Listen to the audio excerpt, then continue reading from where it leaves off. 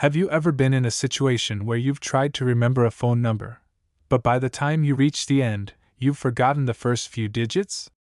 It's a common experience, and it has everything to do with how short-term memory functions. In this video, I am going to be talking about memory and how factors like word length impact our ability to retain information. A thing called chunking refers to the process of grouping pieces of information into larger, more manageable units. This technique allows us to hold more information in short-term memory than we might think is possible. According to Miller's 1956 theory of short-term memory, our brain can typically handle about 7 items, plus or minus 2, at a time. This is why phone numbers are typically broken down into chunks, like 123-456-7890, rather than one long string of digits. This basically means that we typically remember between 5 and 9 units of information, however it is usually around 7. However, Miller's concept has been refined over the years. For example, researchers like Cowan, 2001, suggest that the true capacity of short-term memory may be closer to 4 chunks, rather than 7. The size of these chunks can vary, so numbers, for example, are easier to chunk than letters, as shown by Jacobs, 1887, a very old study, which found that people could recall more numbers than letters. Additionally, word length plays a role in memory. Short words are easier to remember than longer words, as suggested by Mueller et al., 2003, but this sounds pretty obvious.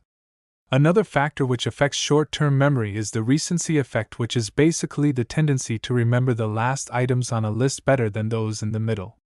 Glanzer and Kunitz, 1966, showed that when there's no delay in recall, people tend to remember the most recent items on a list.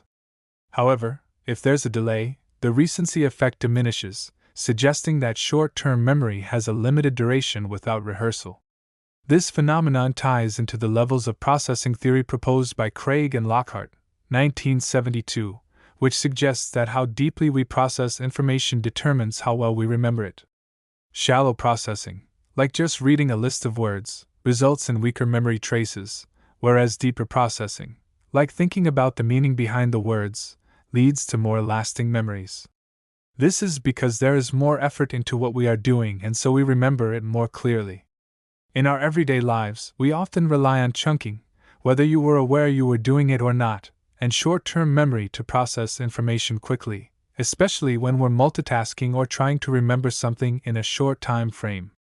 This becomes especially relevant in a world of constant information overload from things like social media, where we're bombarded with endless streams of new content. Social media platforms often present information in short bursts, which takes advantage of our short-term memory capacity.